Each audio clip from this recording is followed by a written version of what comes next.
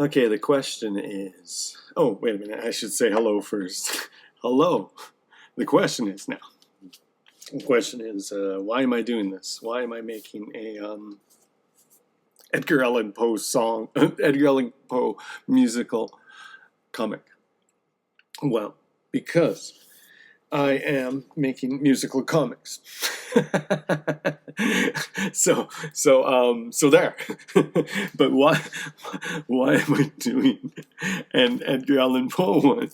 I'm doing an Edgar Allan Poe one because I'm not only am I making my own comics, but I I'm coming. I'm trying to give people the best poems ever written. Okay, so if you don't like my poems, you can go to William Blake, you can go to Yeats, or you can go to Keats, or you can go to like Longfellow, like all these people that I'm doing. I say Longfellow because like a Poe didn't like Longfellow.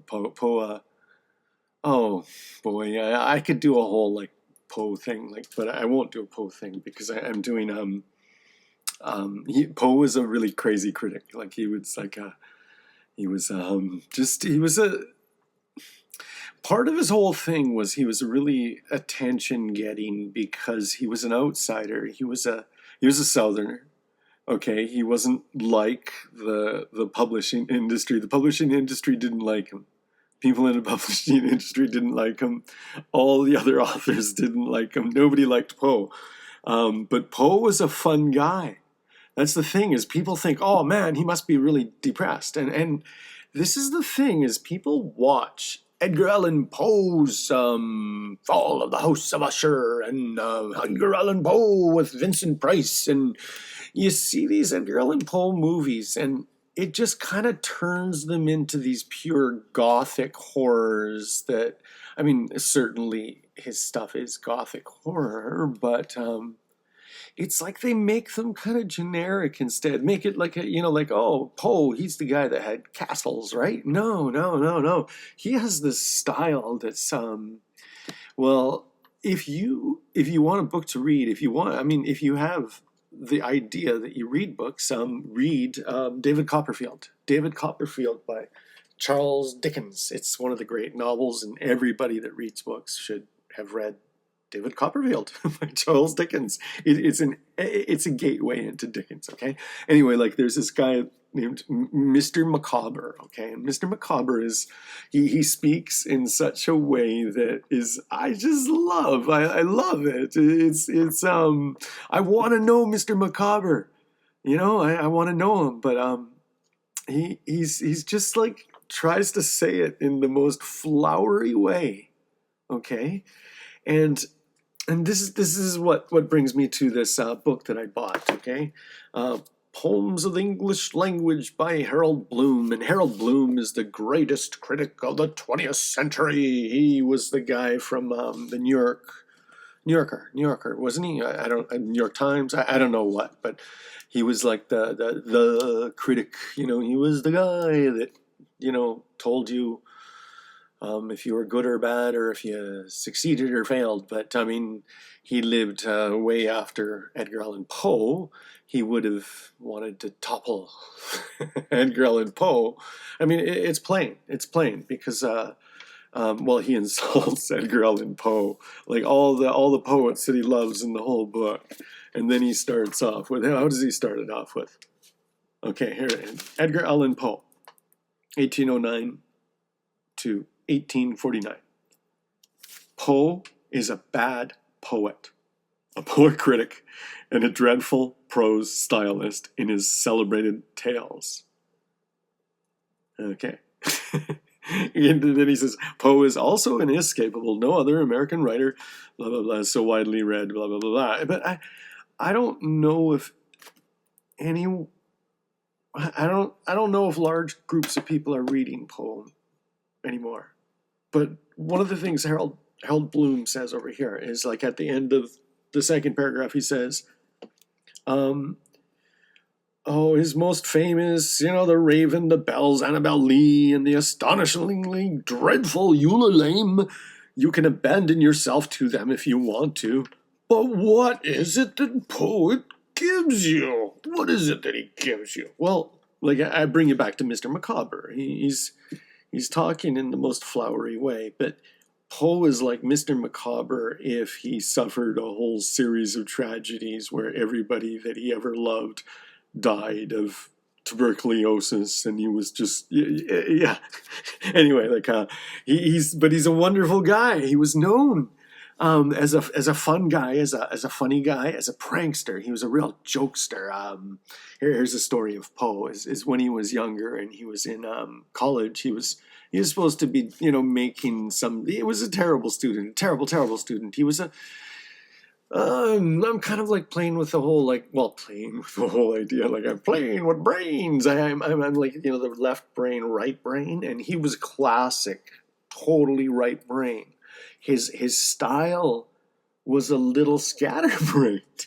It lacked a certain managerial, organizational structure, you could say, but it was like Macabre if you liked the language. You liked the method. You liked the way that he's going to take you to his point. But he's going to waver. He's not a straight arrow getting you to your point. He's like whiver, whiver, whiver, whiver, whiver. Like he says over here. Harold Bloom says, almost anyone can retell the fall of the house of Usher more effectively than Poe does. Because Poe's diction is uniquely abominable. I don't think that Bloom talks like this, but anyway, as for the most, it's uniquely abominable. Like, do you read Charles Dickens and go, oh my gosh, Macabre, that guy just has abominable diction? No, depends on if you like him or you don't like him. It goes right back to that, right? And then now let's talk about Bloom. Okay, I mean, I don't know what he thinks of William Burroughs. I'm going to say he likes William Burroughs, but I don't know, maybe he hates William Burroughs. But I know one guy that he really loves. He just loves the heck out of him, David Lindsay. Really do actually read David Lindsay, A Voyage to Arcturus.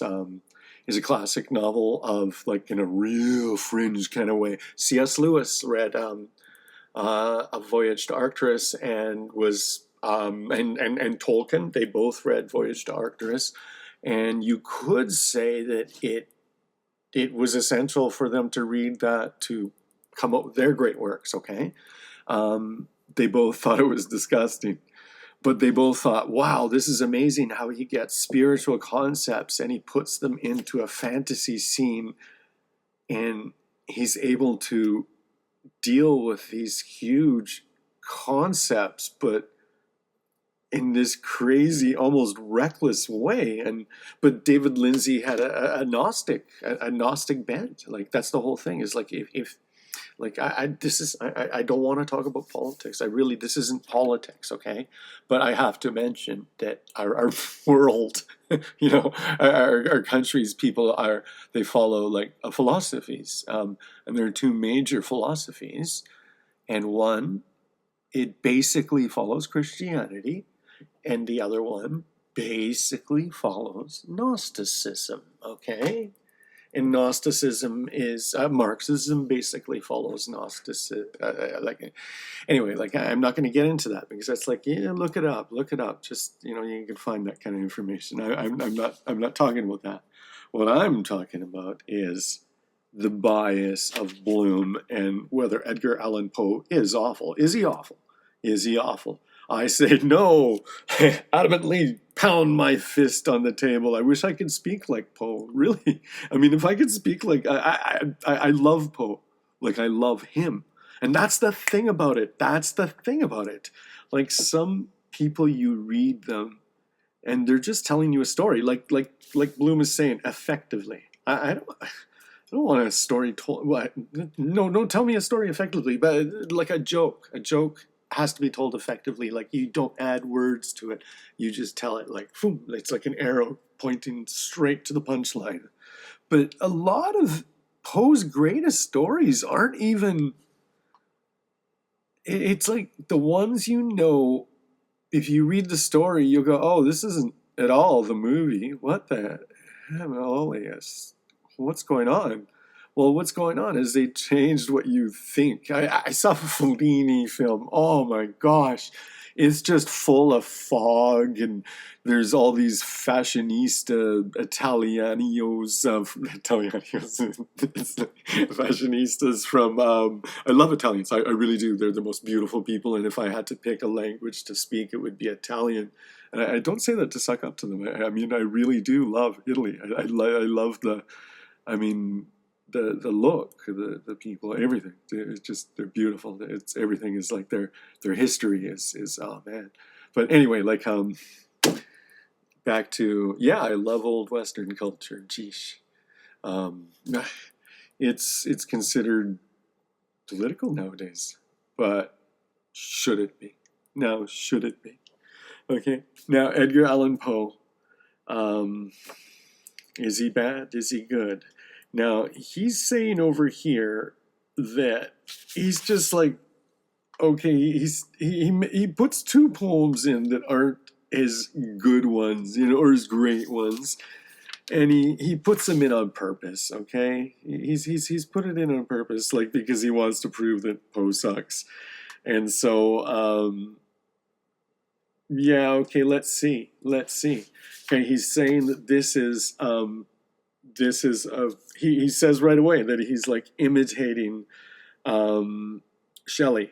Okay, so it's called Israfel, and I read it, and I'm not going to subject you to it because I'm not. That's not the thing. Is I'm not going to read poetry to you because it's, everybody will turn me off, like, because it's too hard. It is. It's like you gotta like. I think you gotta read this stuff, not hear it. Like, I'm going to give you pictures, and the pictures are going to make it so you could digest it better.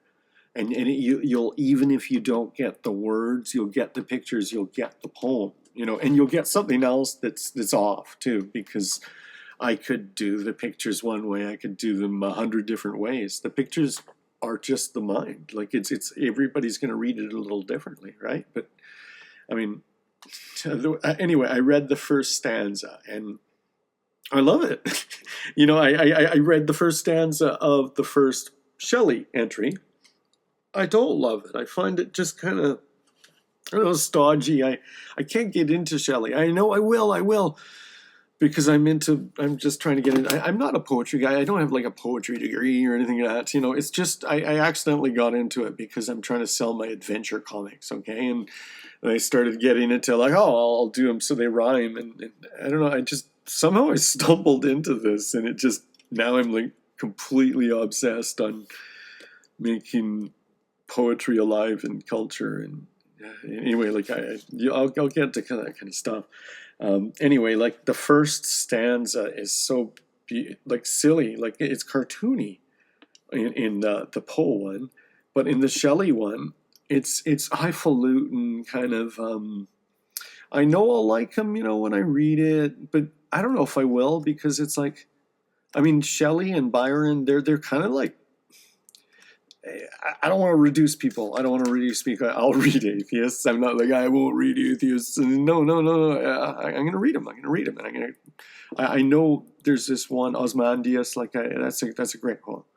Okay, I'm going to read him. Okay, he's very influential, and he helped write Frankenstein, and you know, like they both of them, they poured over every sentence. Okay.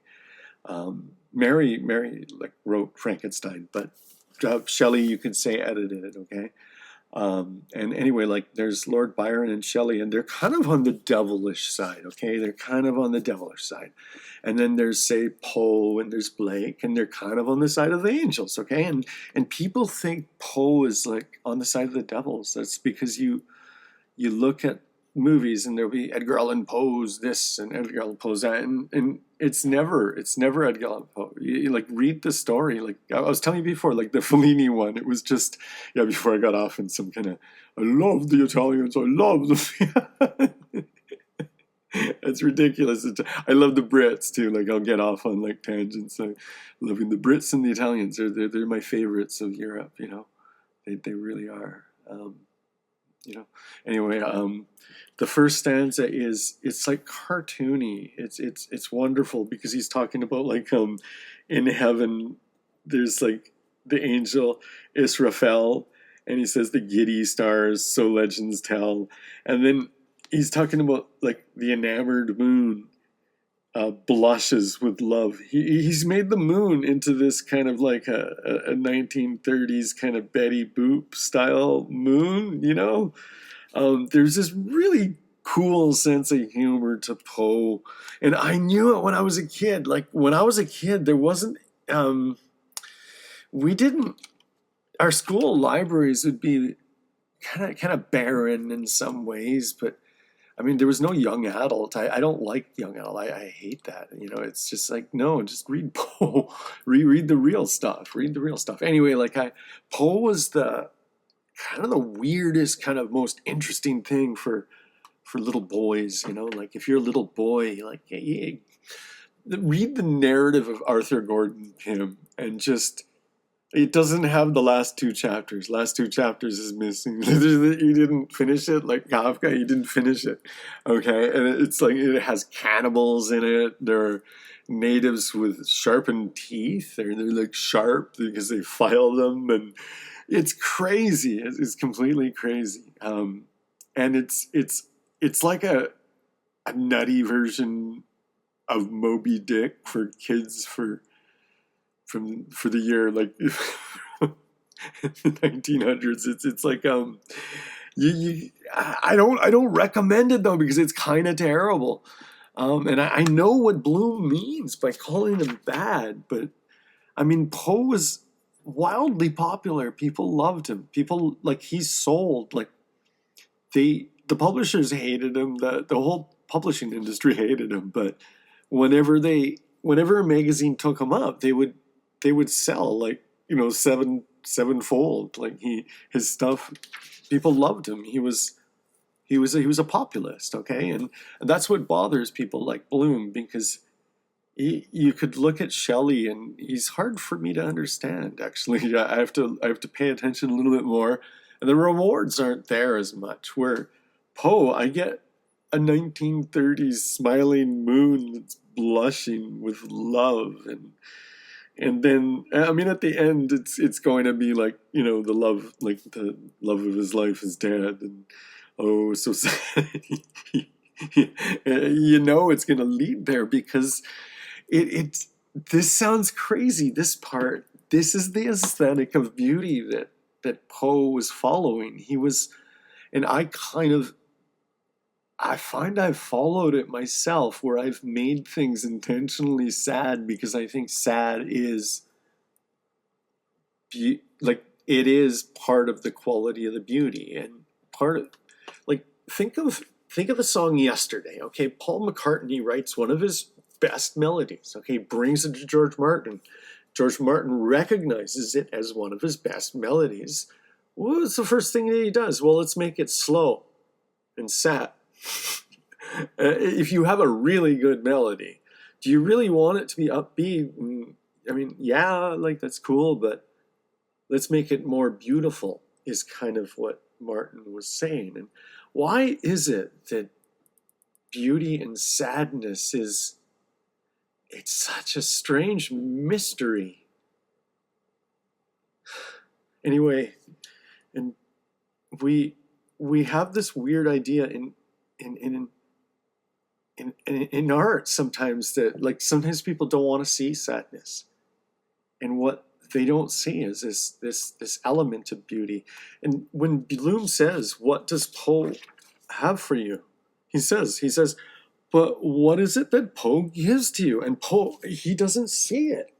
He doesn't see the beauty of Poe. But to see the beauty of Poe, you kind of can't be a snob, because I think in some way like his style enrages the snobby person, because it's like Macabre. Like Macabre is this guy. He's a little rough. He's not like the upper class guy, but he's acting. He's kind of putting on airs like he's this great lyrical visionary in every sentence. Hey, listen to me, folks. The, that's who Poe is on the page. So when you read him, he's flashy. You can't compare him at all to Stephen King. Like I've heard people say, oh, he's like Stephen King is like the Poe of his age, and not at all. Like Poe is more like, he's not at all like Chuck Palahniuk, because Chuck Palahniuk, but he's more in common with Chuck Palahniuk than Stephen King. But Chuck Palahniuk isn't trying to give you beauty. He's trying to. It's almost trying to like be anti-beauty. I love Chuck Palahniuk, but he's not doing what Poe was doing. Poe was trying to give beauty. That was his aesthetic. That was him. Like he's a book on beauty. He has a book on like how Poe has the very first how to write book. He has a book, How to Write, and it's like he uses the raven as his example of like teaching you how to write. And in the whole book, he's basically like not really teaching you how to write so much as just telling you his philosophy of life, and it's beauty. It's beauty, and not only beauty, but it's like it's kind of like he's just saying things that I know. And I don't know if obviously other people don't know it, but I'm not saying like how brilliant I am, but I'm just saying he knows the secret that I know, like that you get the idea, and the rest of it is just this mathematical calculation that you're doing to try to,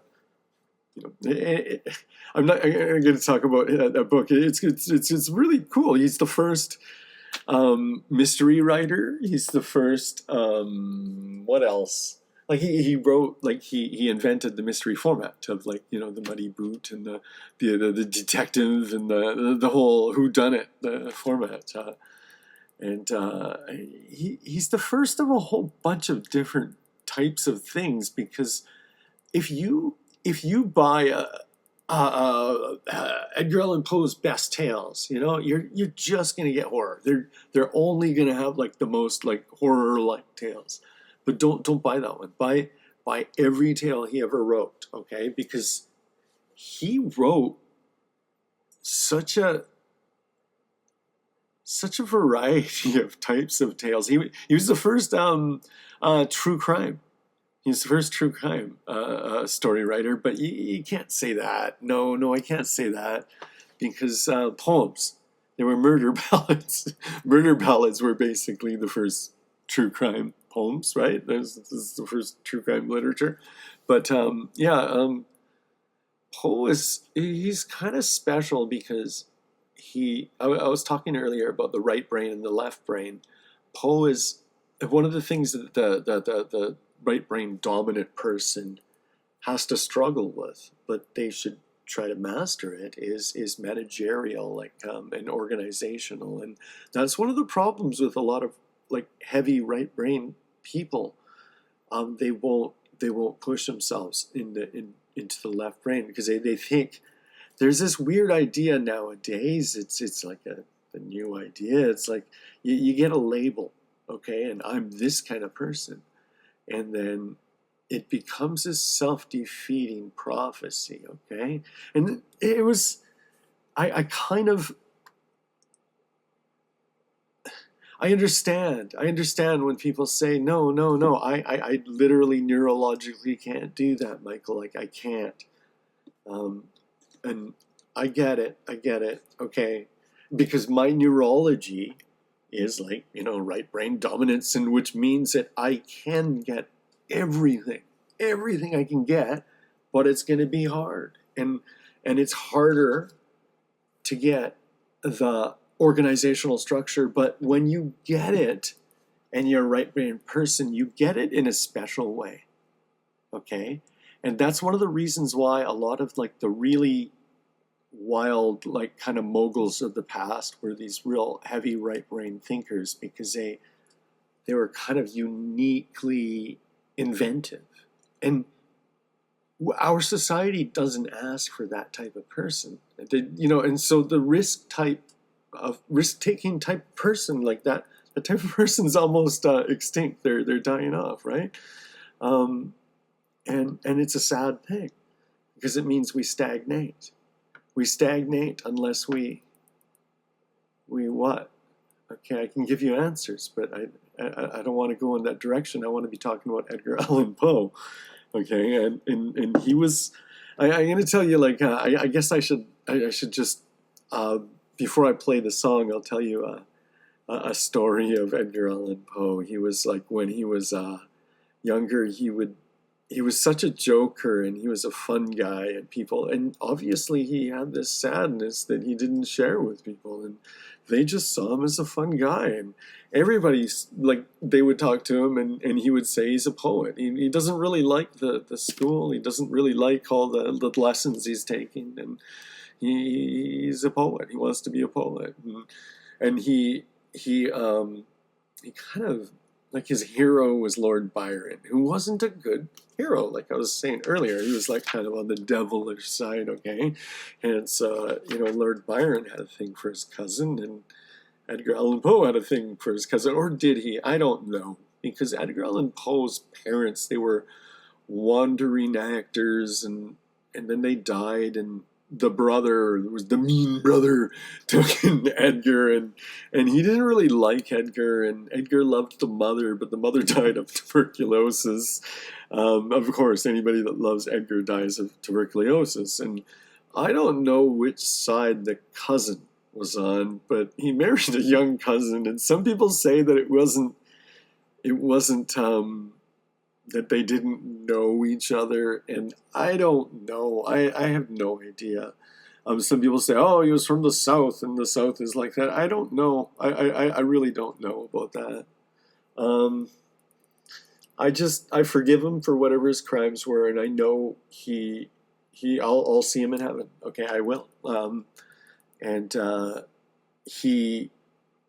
his last days, they say it was a mystery, but I think people kind of solved it. He was found in a fever with someone else's clothes, and like, he was allergic to alcohol. People say he was a drunk, but I think there's a lot of mystery around that. He was allergic to alcohol, so he drank a little bit, and when he drank a little bit, he went kind of cuckoo, and he sounds like he was like, I don't know. He was a funny guy, a fun guy. He was like the life of the party. He was the kind of guy that everybody pitched in together to buy a book of, like, we're gonna publish your poems, Edgar, and they thought they were gonna be funny poems. They thought they were gonna be like Lewis Carroll or Edward Lear, or like that sort of thing, but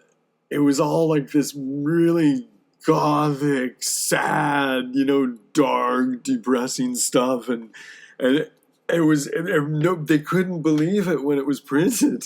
Everybody pitched in. They all pitched in, and people were throwing it in the river, their books in the river, and they chased Edgar out of town. And I mean, you should have read what he had, but everybody was just so sure that it was going to be a rip-roaring, it's going to be fun. Don't show me first, Edgar. I want it to be a surprise. Yeah, you got to watch out for surprises. I like surprises when it's like cake. That's when I like surprises, okay?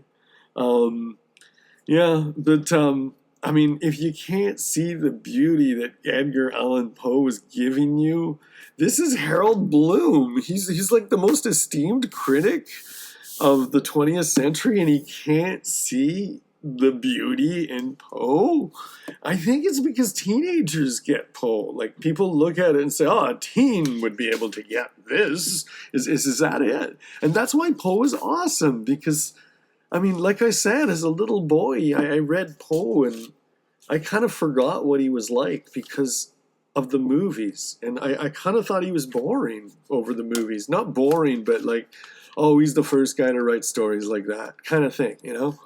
And then, and then I read this Bloom thing, and I gotta look at Poe because he's so dismissive of Poe that it just makes me, it just irks me a little bit because I mean he loves David Lindsay. His only novel that he wrote, his only fiction that he ever wrote, was David Lindsay, a sequel to David Lindsay's A Voyage to Arcturus. Okay, and I love that novel, but it's terrible. Like as far as like beauty goes, it has no beauty.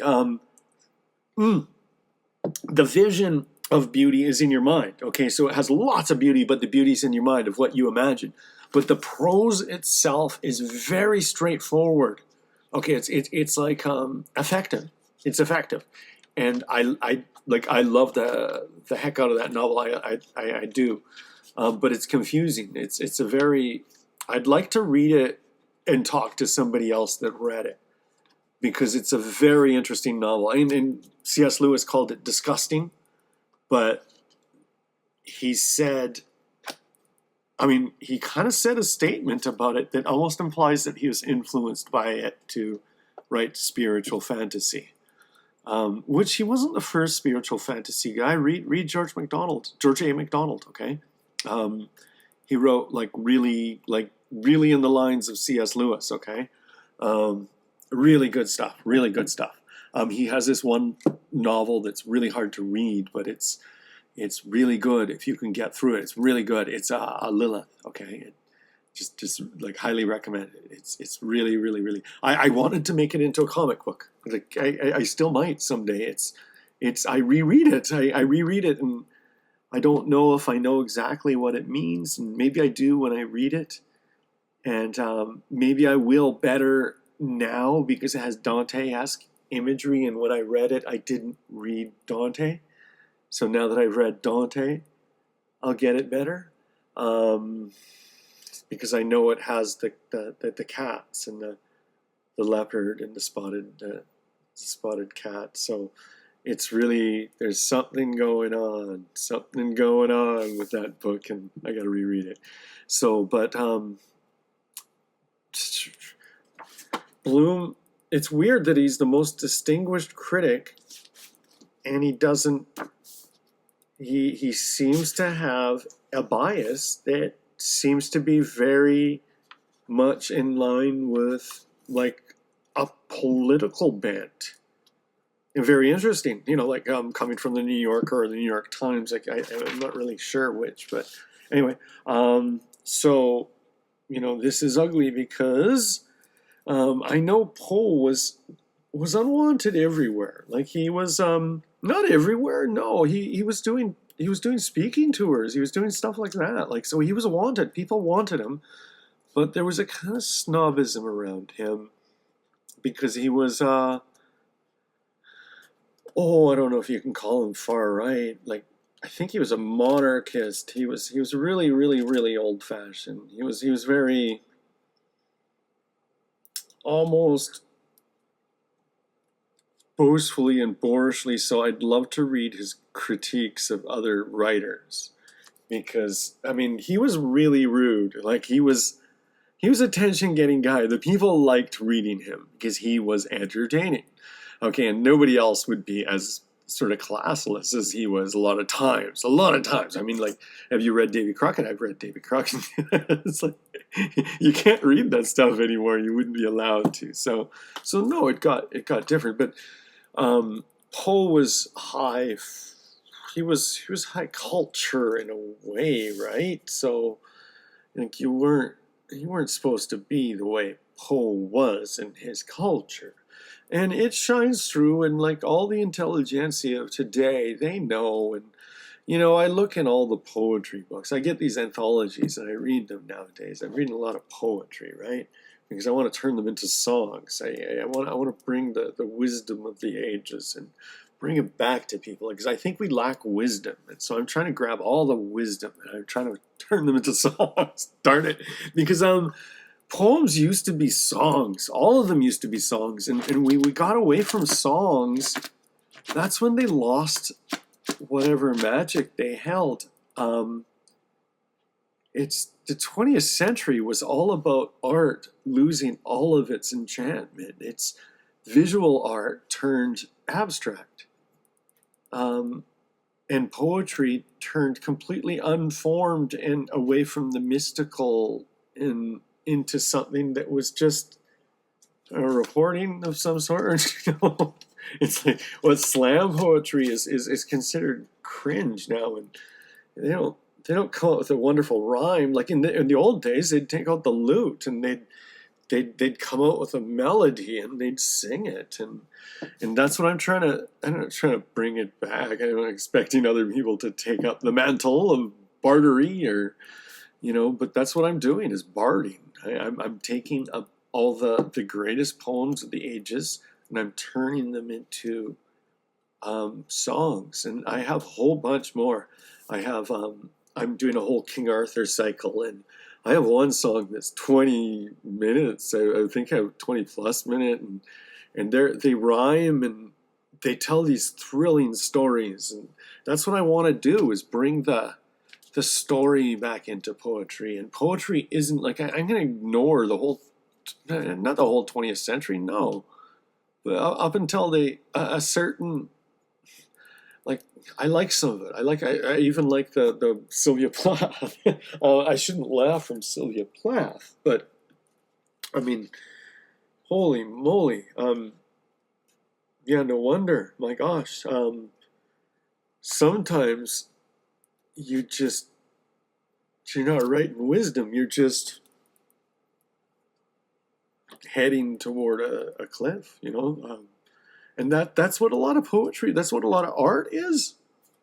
There's this destructiveness. But the CIA, like we know the CIA, after World War II, the CIA funded art galleries, funded art critics, bought magazines, and made sure art wasn't figurative anymore. And everybody says, oh, it's to promote, it's a mistaken, kind of misguided attempt to promote American culture, which was ridiculous because Europeans did abstract art too. It makes no sense. It only makes sense to people that don't know that art wasn't American. Like, Americans didn't invent, like, art or, and abstract art and stuff. It makes no sense. It makes no sense. Like, what makes more sense to me is that what other people were saying back in the time, okay? What they were afraid of. Ben Shahn was one of the artists, okay? Ben Shahn, Sacco and Vanzetti. I don't know these stories. I just know the paintings. And so people would have seen them at the time, and the authorities were, oh no, there's this painter people like, and he's riling up the crowds. We must stop the painters. How do you stop the painters? Well, you just make art abstract. You say, oh, figurative painting, it's yesterday. Who wants that? And then so what really happened is they got rid of figurative painting, and that got rid of art. Because in the public consciousness, we got rid of the visual. We got rid of like a certain type of thinking by turning it abstract. And we got rid of poetry. Well, we didn't get rid of poetry. We have music. We have like every song. But what is every song? I listen to songs and I listen to poetry nowadays, and it's really violent. It's not good. It's not it's not building better minds. But you read the older stuff, and if it's old enough, it was a song. William Blake, he was always singing. Like his poems were songs. He used to sing his songs. I mean his poems, and he wasn't like people sometimes think, oh, he must have been angry because people didn't like his art. But I mean, yeah, tease you off, it teased me off. But it doesn't, like, I have a happy life. Like I sing all the time, and this is, but I don't understand how how people cannot sing and it sounds like a crazy, it sounds crazy there, that people people used to sing all through history, and we even have early recordings of people at job sites, and people were singing, and people weren't always as bland as people are nowadays. People used to sing. People used to like we'd be doing stuff like that, and so anyway, like I draw and I write and I like to sing, but I'm not talented in music. But I don't care. I'm gonna do it because I think everybody should sing. And we've been convinced into not singing anymore. We used to sing, everybody used to sing, and we have this American Idol culture. And this is like a psychological operation to get people to know that, like, oh, let's laugh at the people that don't have what it takes. And what does it take? What does it take? What it takes to be a mask, to be a human walking completely empty and void mask, to be that's what they want. And that's what they're saying the arts were. And they turned the arts into a mask. And what they did was they kind of like, we don't care. Like, there was a period of time, like, it was kind of wonderful in the 60s. People were into the creation of it, and the Beatles were these hideously ugly, hairy, furry people that that were popular because they wrote their own songs. Elvis, bless his soul, he never wrote a lyric or a song or anything. He was pretty dressing. He was beautiful though, like his voice, like he was beautiful, like the beautiful voice. Listen to him, like especially his old gospel songs, like they're very, well, there's so many layers of sound in him, like just that one voice, and oh, there's a lot there. Like if you have a really nice stereo, you can listen to it, okay? And I mean, on some level, everybody's like that because the voice is like a signature, okay? And it's like, I can get it from Elvis. He's going to be the most beautiful. I'm never going to be as beautiful of a voice as Elvis Presley, but there are layers to my voice, but they're just not as beautiful. But there are still layers, and there's layers to your wife's voice. There's layers to your husband's voice. There's layers to your kid's voice. There's layers to your parents' voice. There's layers to your friend's voice. But we're kind of told that there's only layers to this special elite of people that are allowed to do it.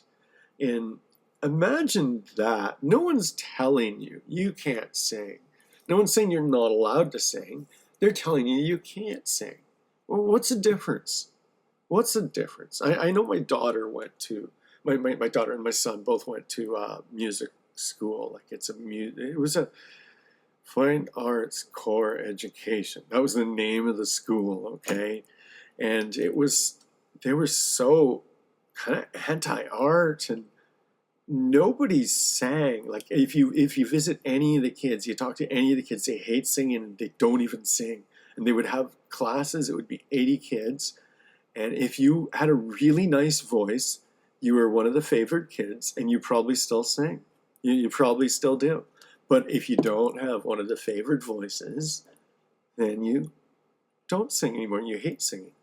And I would have been one of those people if I went to that school. I don't have a favored voice. I mean, listen to my music. It's maybe I do. Maybe my voice is better than crappy, but I'm definitely not like Elvis, or I don't know, somebody that really has those wonderful American Idol voices.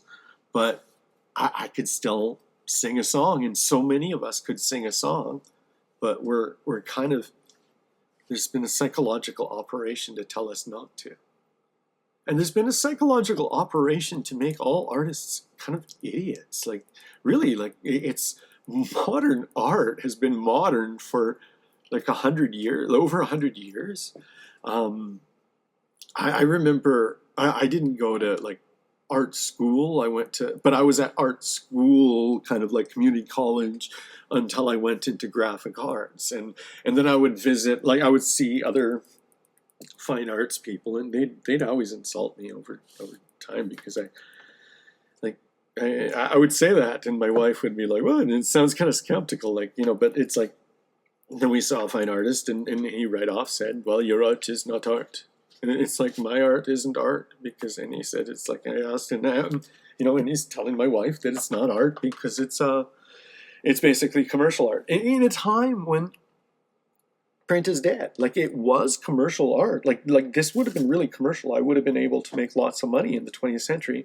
Like, if you could get me a time capsule, I would go back to the 20th century. But right now, like, we have Photoshop. It kind of ruined, but not just Photoshop. It just, the end of print. Print died. Okay, magazines, people, like, the money for illustration left. Okay. And so for people to still call me commercial is bizarre. It's absolutely bizarre. It's like, and really, it's not bizarre because I can explain it to you, okay? It's through a psychological operation, okay, art has been let to go abstract. And the thing about it is, I'm talking like I'm mad.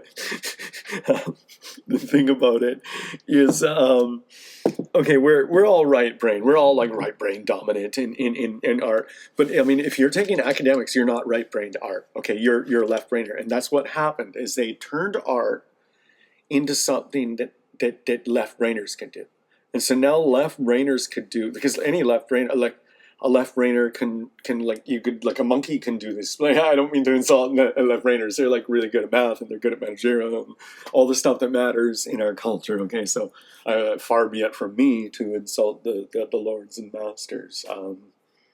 So anyway, all I'm saying is that,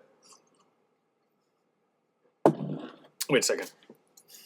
I don't know if I'm even recording now. My computer's like flashing. Oh, it is. It's recording. Okay, left brainers. What they've done is, okay, what us right brainers were good at doing art, but the managerial and even talking about art. I'm really sophisticated myself. You'll say, why how can a right brain dominant person like you exist? Because I have this kind of He-Man attitude to the mind, and I forced myself to read. I would talk to artists all through when I would, like, see people in, like, the schools and stuff like that, and it's hard. It's harder for a person that's right-brained to read books, and they, oh no, I can't read books, and they just like, it hurts the brain. and I force myself, because it's, the thing about it is, if you're right-brained, I always thought books on tape were a terrible idea. It's terrible. Like, how can you do books on tape? And I realized that if you're left brain, you can do books on tape. Okay, but if you're right brain, you read a book, and each sentence takes a different amount of time. Okay, sometimes you gotta, like, sometimes a paragraph is amazing, and you gotta, like, really take it in. Okay, and it's so it's very all consuming. You can't listen to a book on tape. How, and I used to think that before, and what the heck? I don't understand how people could just, no, I want to press pause all the time and think about it and think about it, and then I remember, like, some people read a novel in one day or just one sitting, and they'll just, like, how could you possibly, like, take it all in that, like, because sometimes you have to think for like 30 seconds in between sentences. You really do, because you can't take yourself to the next sentence. And that's kind of what I mean about drawing, because I haven't been talking about drawing, but what I mean about drawing, because I haven't been talking about drawing, but drawing is it's not, you can't copy a photograph. Like, if you listen to me again, you're gonna hear me say this again. You can't copy a photograph, because once you copy a photograph, you become a TRANS humanist artist, because you're using, whenever you use technology to create your piece, you're actually putting a part of your brain and saying, I don't need you anymore. And once you do that, you're severing your ability to actually visualize something properly. You're never going to incept an image if you need technology to incept it. If you need, like I'm like to record something. Sure, I'll have my art. It's finished. Here you go. Like I'm doing a song. I like when I'm doing my song. I'm just recording it live. I'm doing it and I'm singing it. And there you go. It's the most authentic thing. It's like a signature. And the voice is one of the most sophisticated signatures. Okay, so and one of the things I'm going to give you is black and white art as much as I can. I know everybody's like they need the color, but you need the color because it's easy on you. You need to look at these black and white images and get your brain going, get kick-started back into the right, okay? Because we're all, like, our whole society's turned autistic, okay? I mean it. It sounds really weird for me to say the whole society. But, I mean, everybody's thinking, oh no, does it come from VACCINES?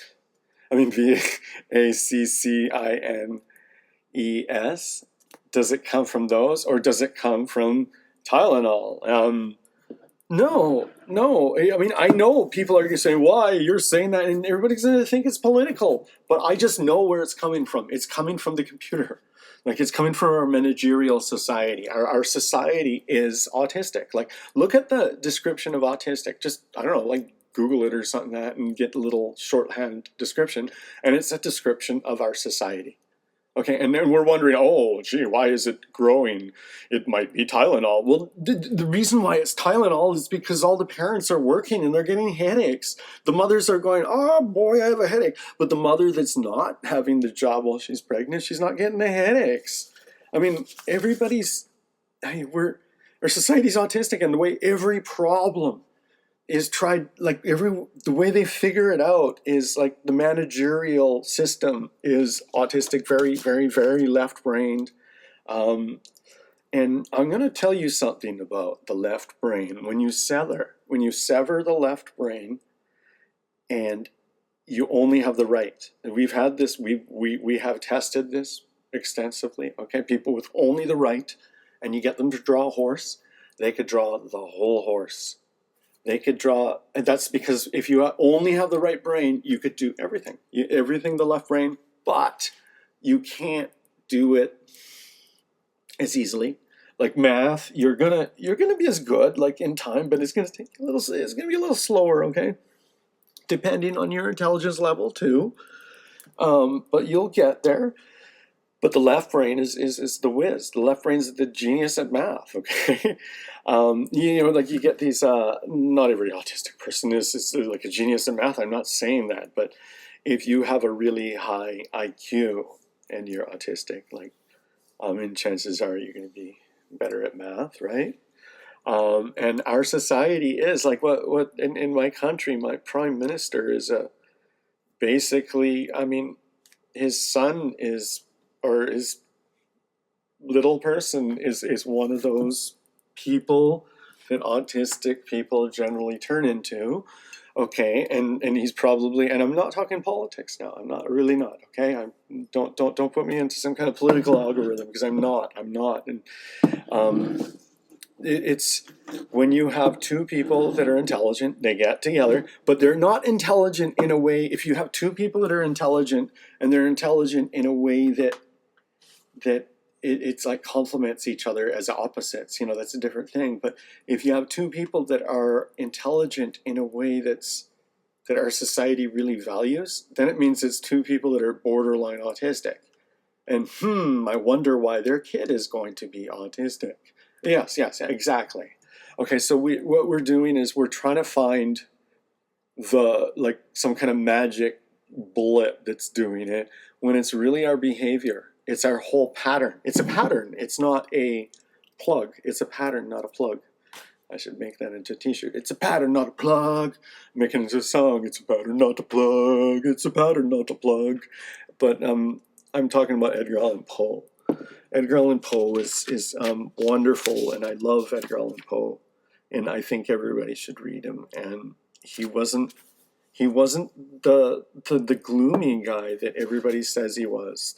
And when you read him on his page, he he is full of wonder and enchantment, and his last days he was actually very Christian actually too. Like he wasn't this kind of Stephen King crawling figure. Oh, well, got you. No. He was a beautiful dude, and you really loved him. Like he was an imaginative guy. He was he was fun. But I mean, don't give him a drink because he turns crazy. He turns crazy with one drink. Okay.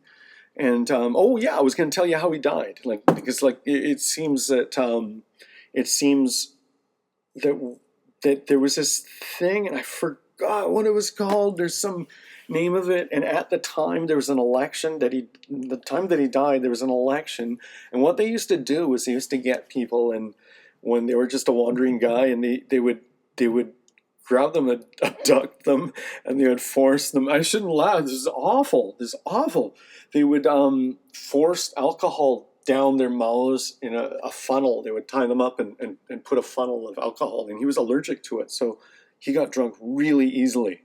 Okay, really, and these people would be doing this thinking you're a normal person, that the drunk is going to be like, oh, that is kind of terrible.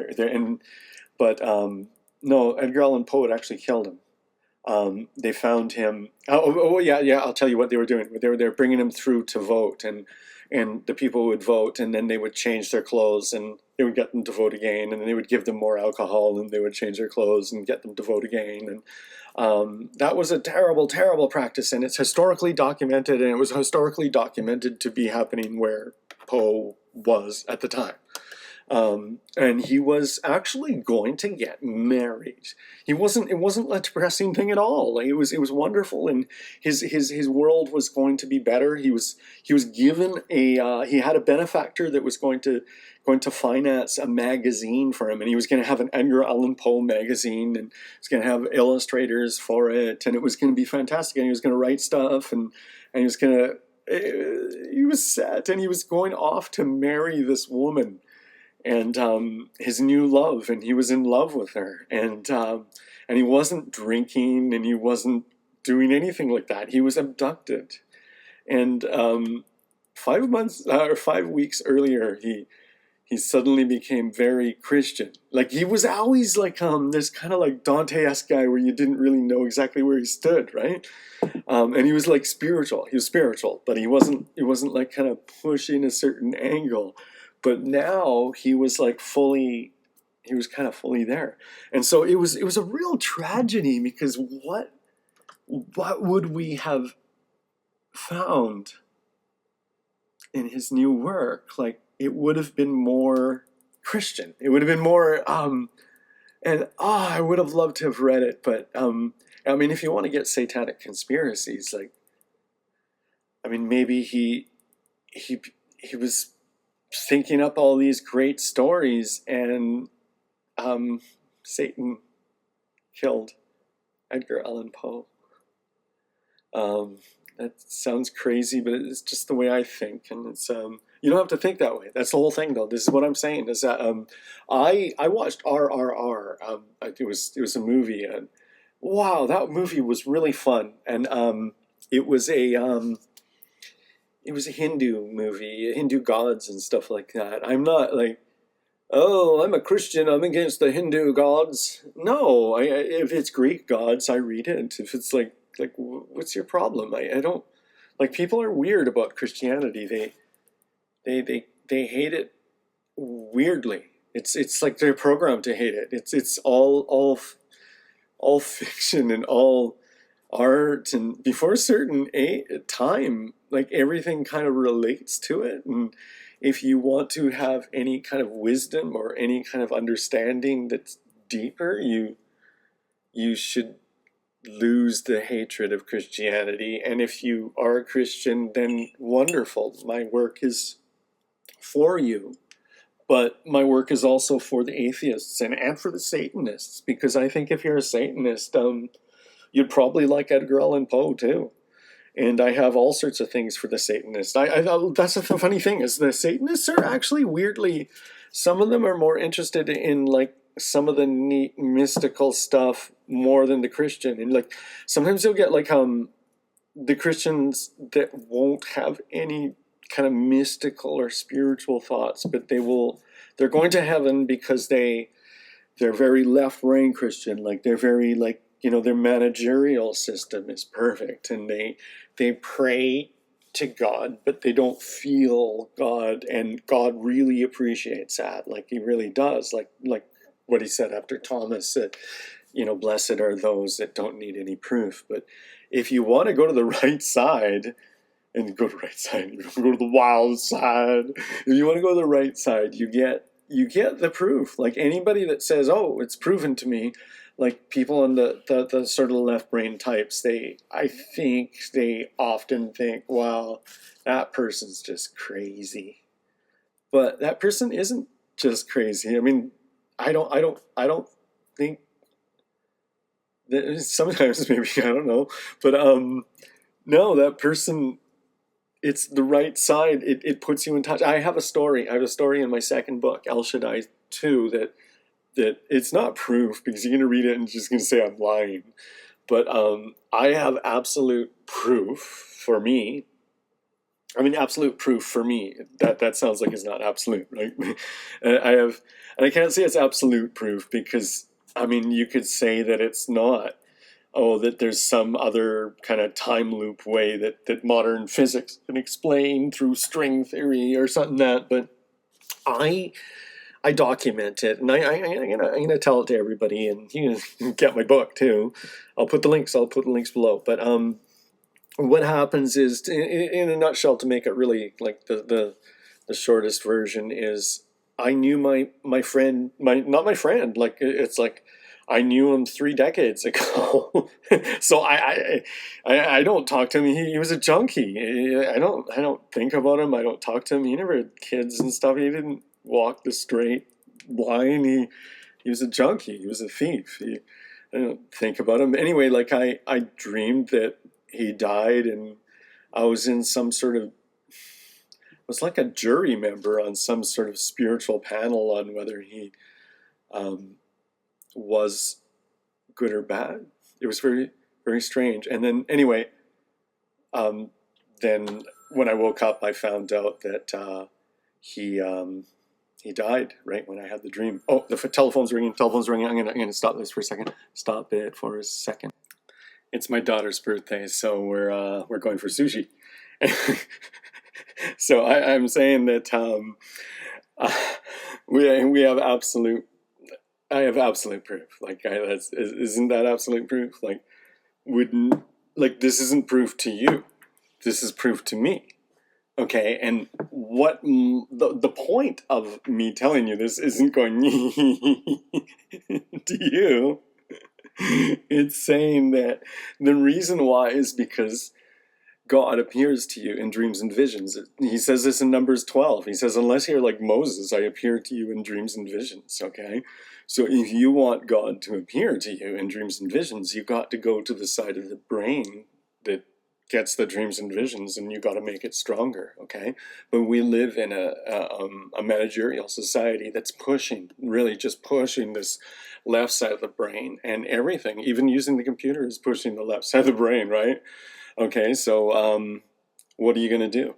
And I don't like the moving image. Like people say, oh, our art is like it's the moving image. It doesn't exercise your imagination, and you need to exercise your imagination for the right side of the brain. Like a movie is just like looking at something that's happening in front of you. Like they pay to make like a real life movie or real life happening in front of you. Like your brain takes it in exactly the same as a real life thing in front of you. But art, you have to convert it. You have to convert it into your own language, your own inner voice, your own everything. Like when you look at a black and white drawing of mine, okay, that drawing, it makes no sense to someone that has never seen a drawing. If you show some native from some village 500 years ago, they won't understand it's even like a drawing even necessarily. Okay, they might just think it's a signature. They might see it as completely abstract. Okay, so that's just to let you in on what's happening the sophisticated thing that happens. You look at that drawing and you create a reality in between panels, okay? And there's a sophisticated thing that's happening with a comic book that happens with no other medium, okay? Animation gives you everything, but a comic makes you imagine it. Not every comic does this, okay? I could show you a whole bunch of comics that don't do this, and there's only a certain type of comic does this, okay? I'll explain someday. I'll explain this someday, and it's not necessarily a bad comic that doesn't do this. Okay, this is the thing. Okay, but anyway, I'm incepting imagery into your right brain. But I'm not incepting me into your right brain. I'm using myself to allow you to incept human imagery into your own brain, because you convert it into more human imagery in your brain. It sounds crazy, but it's not. I know this. I know this intuitively. And I remember there's this book. I should have bought it. It was like this. It was all about like this neurologist, and he was talking about artists that intuitively understood neurology, and he was using people like William Blake and all these old artists and writers, and it's like, I know this to be true. Like, I know that, and it's self-evident. It's self-evident that that's like, you could just Google it and it'll say, this is the part of the brain, it's the right part of the brain. And what I'm trying to say is, like, you look at a black and white drawing, and it uses your imagination in a different way than if you look at a photograph, okay? Or if you look at a photograph that's color. If you look at a photograph that's black and white, you're using your imagination more than in color, okay? So people will say, oh, I love black and white photography. It's because they don't realize it, but they're using their own imagination more. And the trick is to reel you in, like reel in a public that hasn't used their imagination in, I don't know, 50 years, 60 years. Like, there's really, like, all of our imaginative stuff is just, it's moving. So what it is it doesn't really have to even be there, okay? Lars von Trier has a movie that's very interesting. It's Dogville, and what he does is he gets rid of everything, and he makes it almost like a radio play, and it's just people, and he takes away all the scenery and just uses white lines on black. And that's what we're turning into. That's what humans are turning into. Lars von Trier is also like,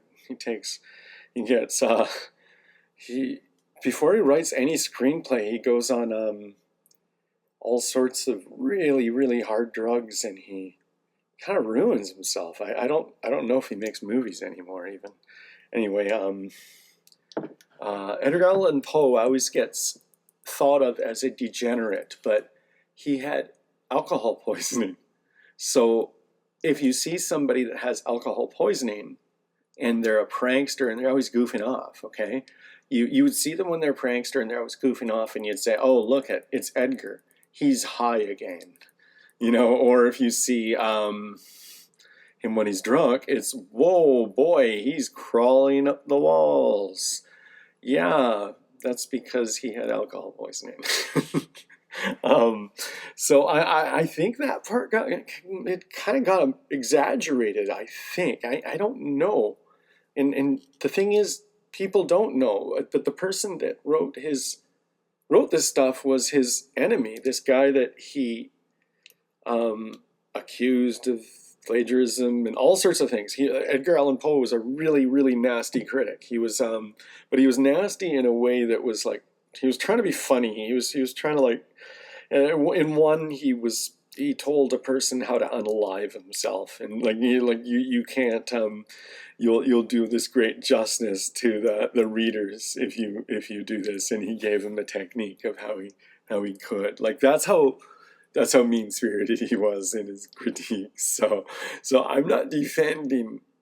I sound like I'm just like defending everything of his, but like I said earlier too, like he loved Byron, he loved Lord Byron, and Lord Byron had a thing for his cousin, and Edgar had a thing for his cousin. But they say that it wasn't consummated, and I don't know, and they say it was like some sort of bizarre, like, family weird situation, and he just kind of nursed her for 5 years until she died.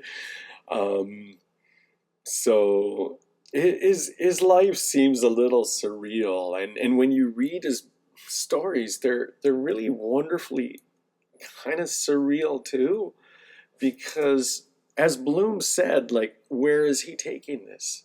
And I have to reread all the Poe, but the stuff that I'm reading is really wonderful, and sometimes it's like, okay, what does that mean? And then I go to the next thing, or and I have to really digest what it means. And he might say, like, what do you get out of this? And it is beauty, and like, what does it mean when you write a story, say, and it's about like I know what it means. It's like he has these trees, say, like, and the flowers grow on the trees, and that's a miracle.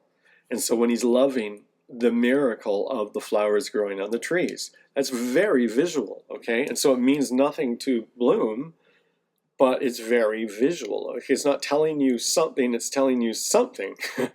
And it's and then when she dies, those flowers die, and then these purple flowers and the multicolors leave the grass, and these purple flowers rise up, and the purple flowers look like little eyeballs to him, like in these eyeballs that are staring at him. And so he promised his dead wife that he promised his wife before she died that he would never remarry, but these eyes are staring at him, and it's a tiny detail, but there's so many little points of beauty, and he goes off and the whole thing is like, you don't get the points of beauty in the language necessarily, you get it in your mind, and so you have to imagine it, and so the point of beauty is there.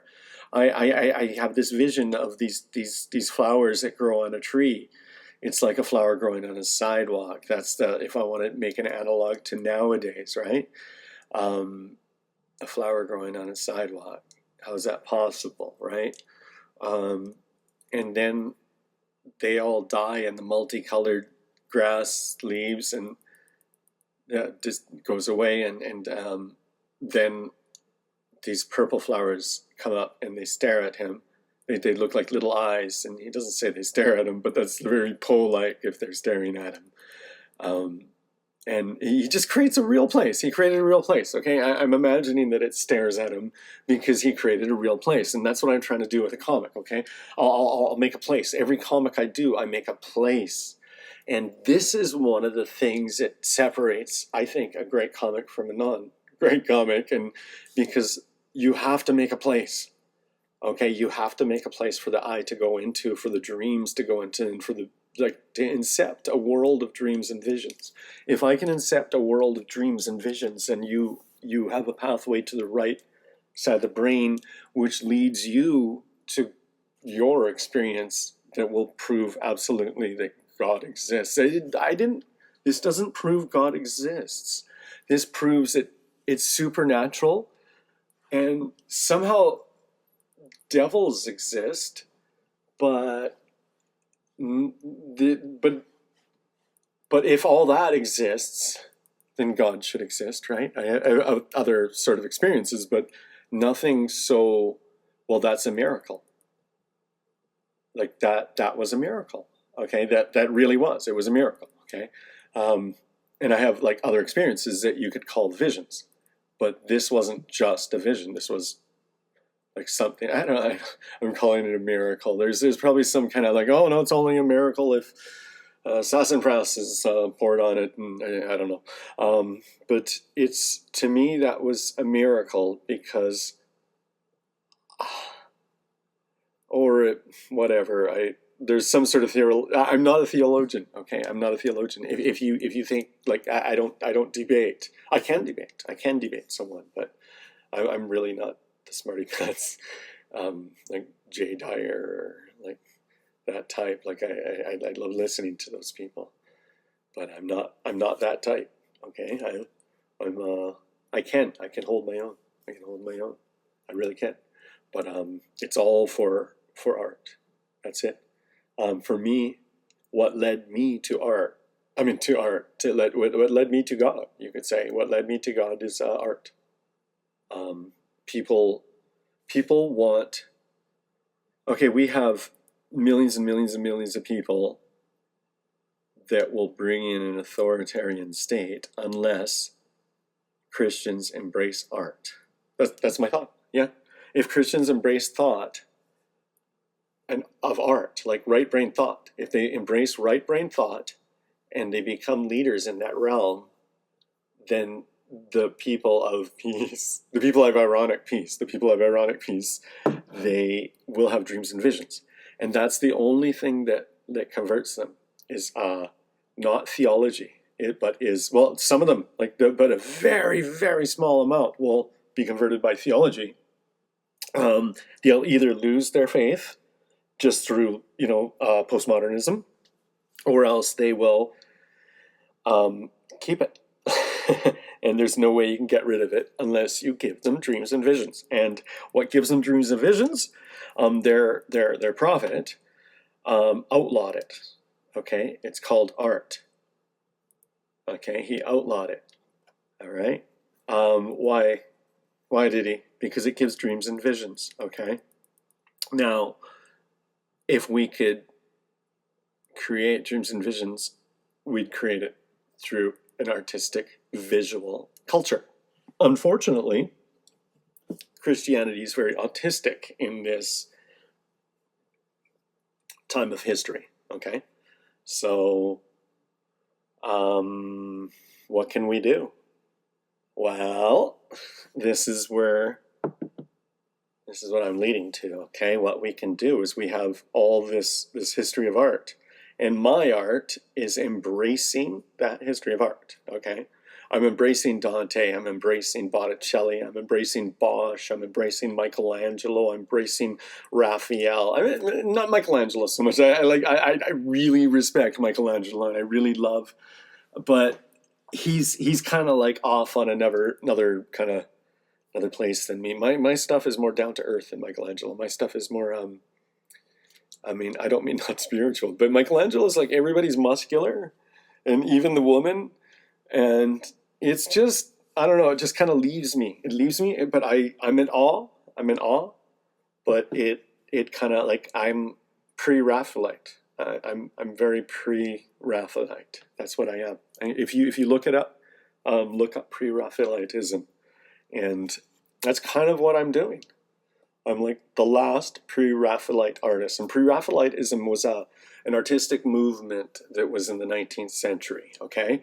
And what they did was they just said, like, nothing was good after Raphael. And everything was just this kind of, well, nothing was good. Everything was like too slick. It wasn't sincere. And so I love the pre-Raphaelite movement, and I love everything before the pre-Raphaelite movement. So I'm shifting the goalpost. But I'm kind of hijacking it a little bit and shifting it, but I'm not. Like I do agree with him. Anything before Raphael, and even the pre-Raphaelites, because they had some real bright shining lights like Bern Hogarth and Rossetti, but Rossetti was is a very interesting figure. Anyway, I'll do a whole video on him sometime. His sister too. I have an actual comic. I gotta put that out. I have a comic of one of her poems. I love her writing. And anyway, what am I leading to? What I'm leading to is if we want to have our culture regain itself from stagnancy, what we have to do is return to the beautiful culture. Okay, we had beautiful culture, and then there was an ideology actually that in very incredible detail, like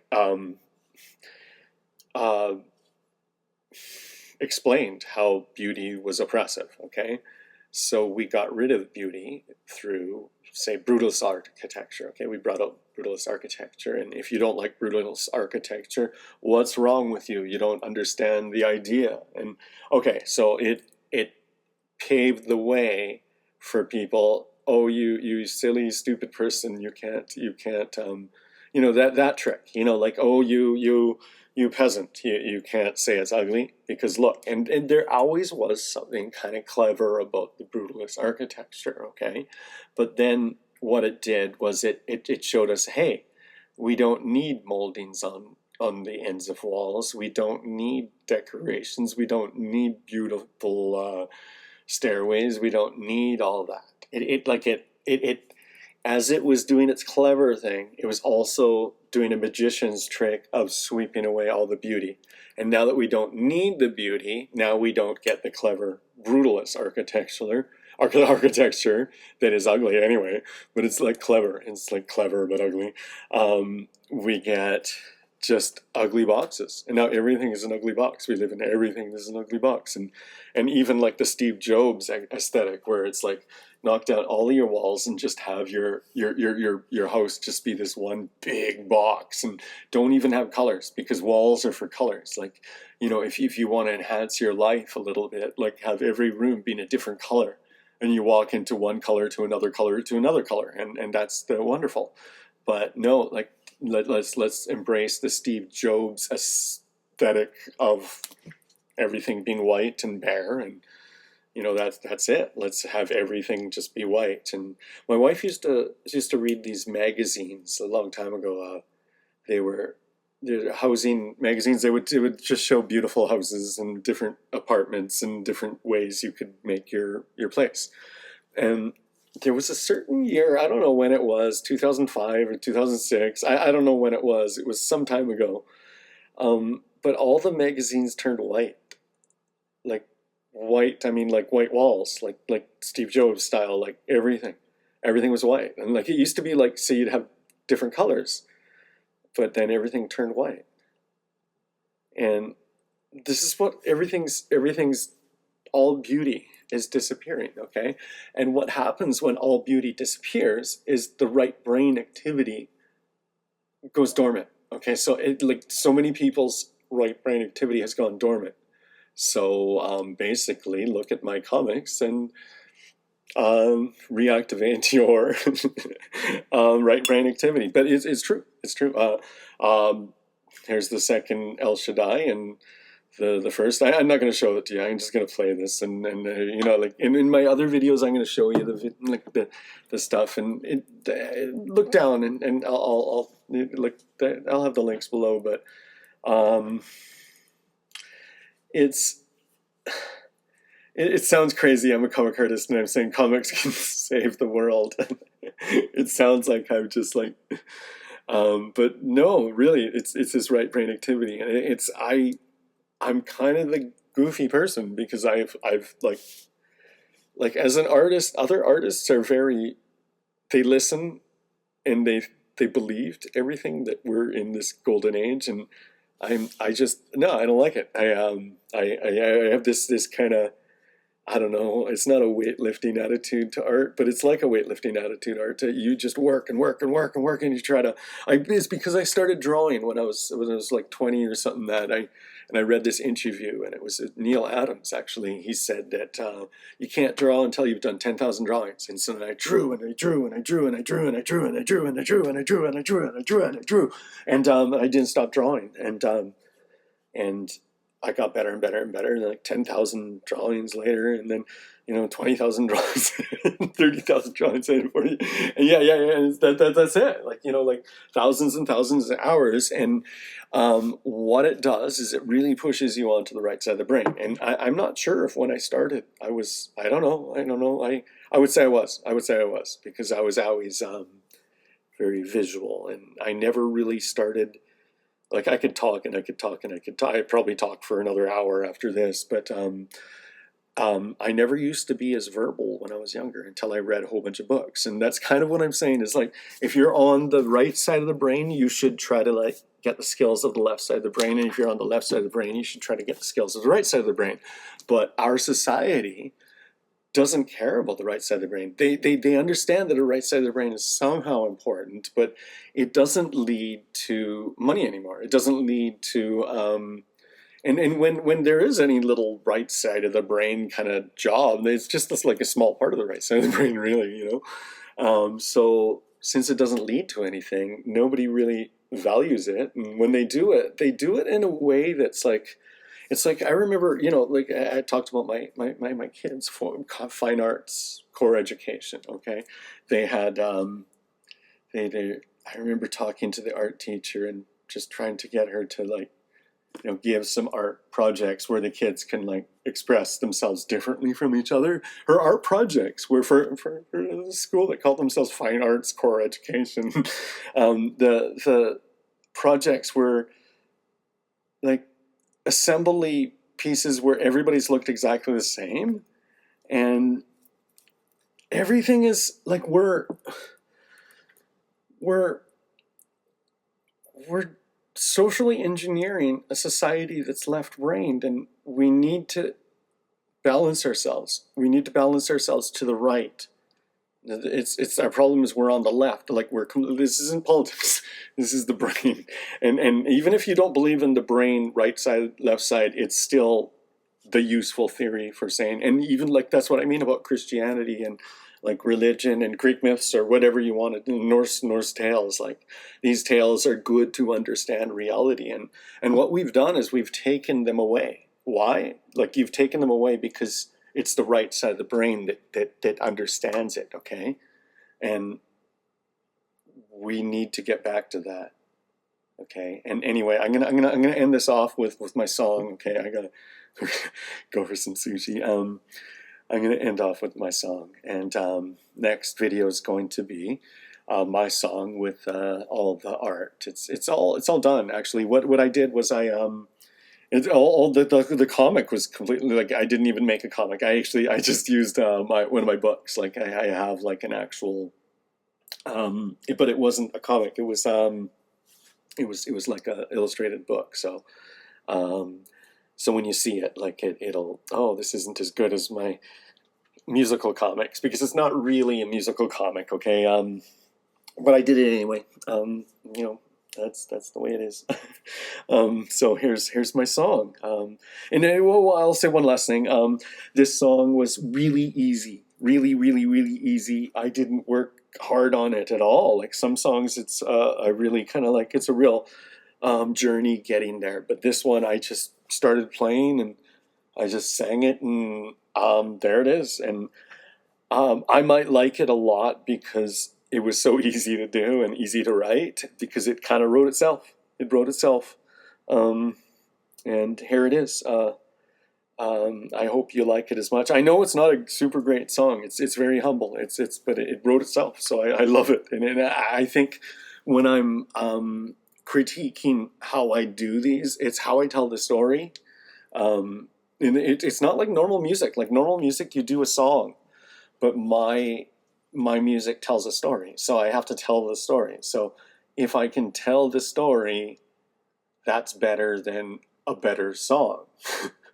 You know, most lyrics, you can't really, like, hear the lyrics, but, like, I need to sing in such a way that's weird, because I need everybody to hear every word. So now when I hear a song, like, on playing somewhere, I'll re-sing it, and then my diction is really clear, and it sort of sounds weird.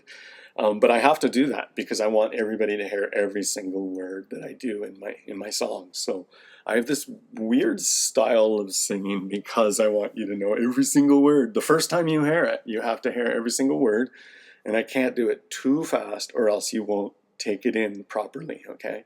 So it's like, I'll listen to, like, say, someone like Dylan, and it's like, people can't take it all in. They're not getting, like, I mean, sometimes. Well, sometimes he's just, like, you know, and the moon is really craven because I saw a raven and he's walking down the wall, and then I looked at the hall. Like, sometimes he's just rapping. And you're not going to get a story. He has a, what is it, Motorcycle Nightmare. That's his story song. And maybe he doesn't have story songs. It's true, he doesn't have story songs. I think he only has one story song. It's called Motorcycle Nightmare. Listen to it. I love it. It's really good. Um, and there's not many story songs, and I've always loved the story song. Lou Reed's "Walk on the Wild Side." It's like he tells about these weird people that he knew when he was living in Chelsea Hotel and playing at the Andy Warhol's factory. And you listen to it, and it's like he evokes an age. And there are certain songs that just tell a story. Devil Went Down to Georgia, and those are the songs I've always loved. I've always loved them, and they don't really exist. There's Iron Man. That's supposed to be a story. You read Butler or whatever, whoever wrote the lyrics, and yeah, it's a story, but it's incoherent. It's incoherent. And I'd like to take it and rewrite it. That'd be so cool. But I can only play with things that are copyright free. And luckily for me, the copyright free stuff is actually deeper and better. But the problem is nobody knows it. Like so Black Sabbath and if I did Iron Man, like people would be like, oh, I know that. That'll get a lot of clicks. But Edgar Allan Poe and John Keats and what Chidiac, what's my last one? I can't remember his name, but yeah, this isn't the most commercial thing. I'm trying to sell people something they don't really want. They like people used to want this, like 100 years ago. People would want this, but now it's like I think it hurts people's heads to think this way, and I want them to think this way. I want them because if they do, like then we balance everything out. We need to bring art back, okay? And then do you know what killed art? Art, the art world, like the whole idea of like all the abstract and everything like that. It kind of made people hate art. Nobody likes art. Everybody hates art. I know kids that are like younger. My cousin's kid hates art. Like I hate art. I don't like it. It's art. It's like what they did is they did a psychological operation to get people to hate art. And it's like, and if they don't hate art, it's just insignificant. And then they had like what do you call it, photorealistic art, and it's like not art. It's like, oh yeah, well that's like American Idol of art. It's like, hey, that person can paint as well as a painting as a photograph. You're just as good as a machine. Wow, like you could do it just as good as a machine. And did you get how like it's like American Idol? American Idol took music and it turned into that, and nobody wanted to write a good song. They just wanted to be the mask. They wanted to be the face. And anyway, I'm gonna end off with and then my next video will be the finished product. Okay, it'll be the Edgar Allan Poe. Yeah, and I'm gonna I'm gonna um I'm gonna play the song now. And this was easy to write, and I like it. It'll make more sense with the pictures. But the pictures I did was like I would do it different, but they're really funny and silly. I would probably want to do a better job.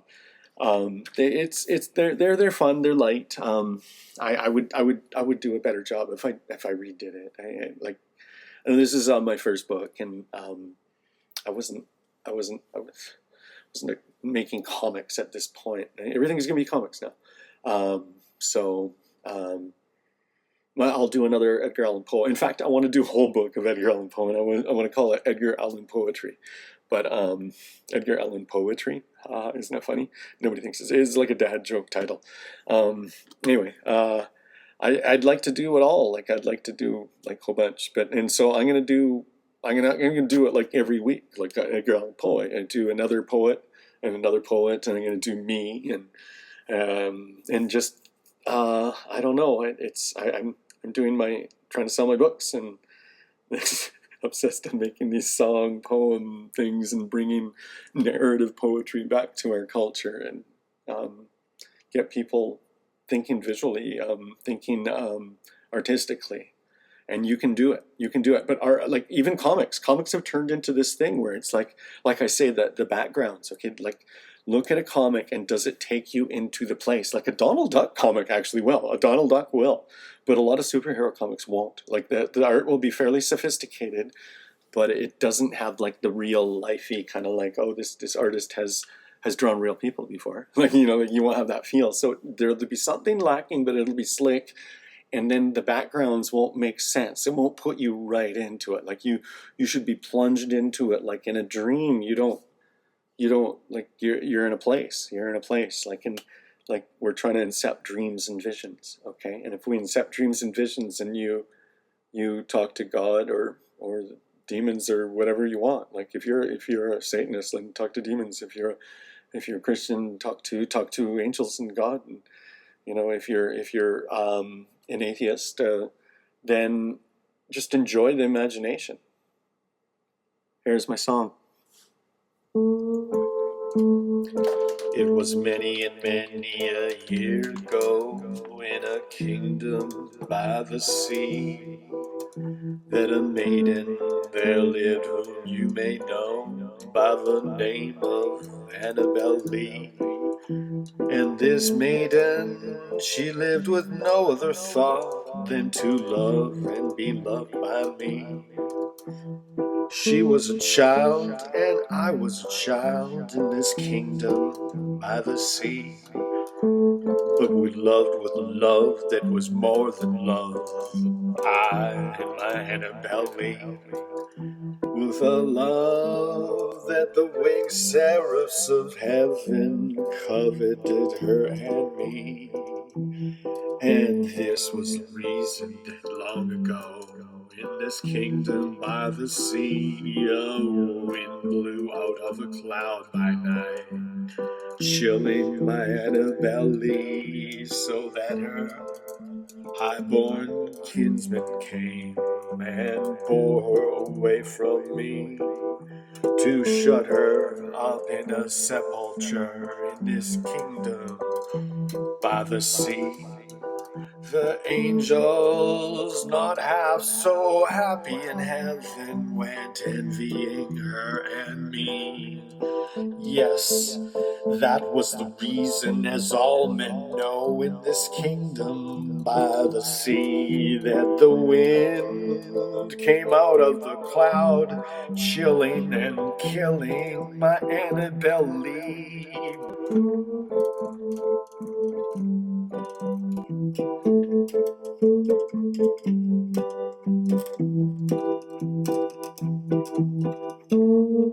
But our love, it was stronger by far than the love of those who were older than we, of many far wiser than we. And neither the angels in heaven above, nor the demons down under the sea can ever dissever my soul from my soul of the beautiful Annabel Lee. For the moon never beams without bringing me dreams of the beautiful Annabel Lee. And the stars never rise, but I see the bright eyes of beautiful Annabel Lee. And so all the night tide I lay down by the side of my darling, my life and my bride, in her sepulchre there by the sea, in her tomb by the side of the sea.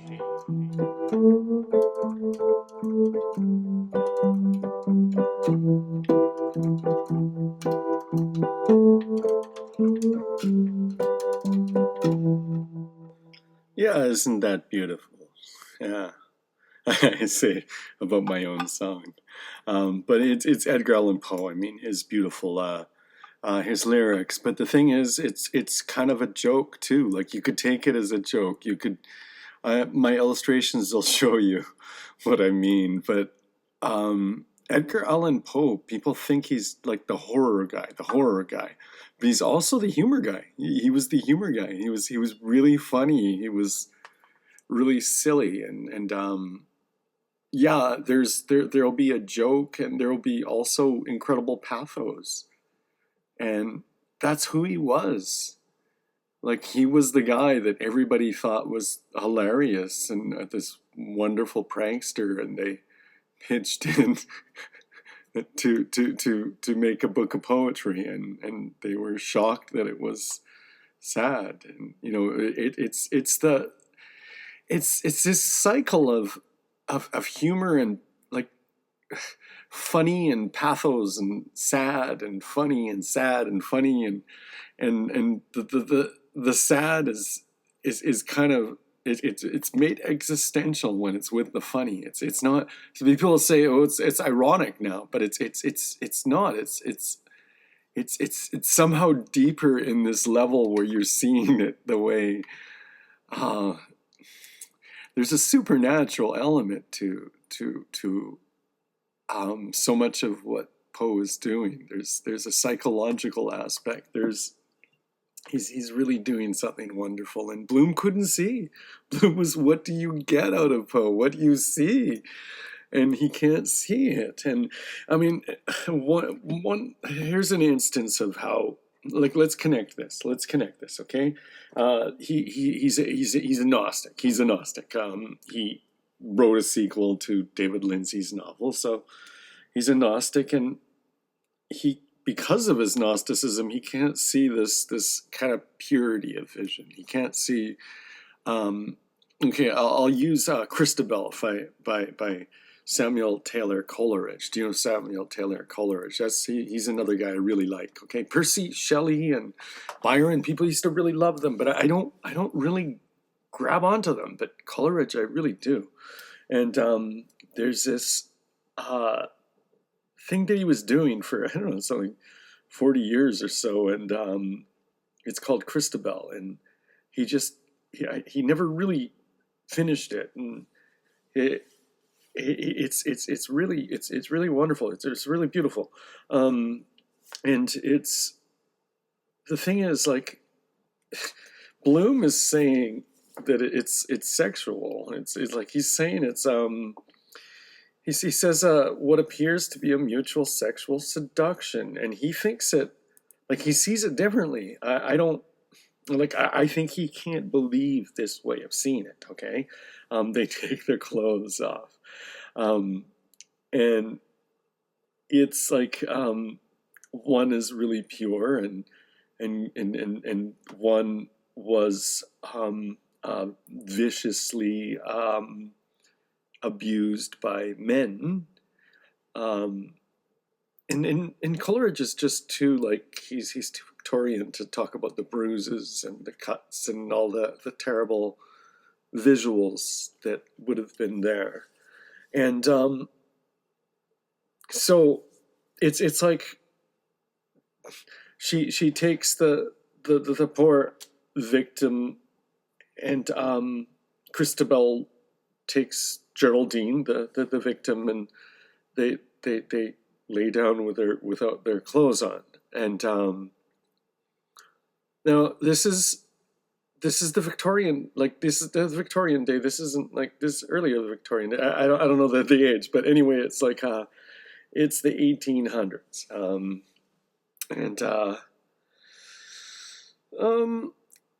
we can't really understand what they. There's this kind of weird purity of like Lewis Carroll. Like, was he or wasn't he? It is disturbing to me, because I wish I could read Alice's Adventures in Wonderland, and without knowing this about Lewis Carroll, and it's this weird mystery, because people say that it wasn't, that he didn't know, he didn't have relations, okay? And it was just this, there's this strange kind of, like, we're so post-Freud that maybe we make things that aren't sexual into something that's sexual, and this is, like, it would be weird if they had relations, like, after the, like, Christabel finds her Geraldine laying down abused, like she was thrown down as dead, like, and and she's not gonna like have like that. That's kind of twisted. That's like Bloom. This is why you don't get it, and because it says later, it says seemed to slumber still and mild as a mother with her child. And so what she's doing is she's turning into a baby. Maybe I'm not reading it right. You got to read Christabel, and maybe I'm goofy and I'm just reading it wrong. But later, it seemed to slumber still and mild as a mother with her child. This is like she's naked like a baby. This isn't like they're not getting it on. This is totally different. It's Christabel is a virginal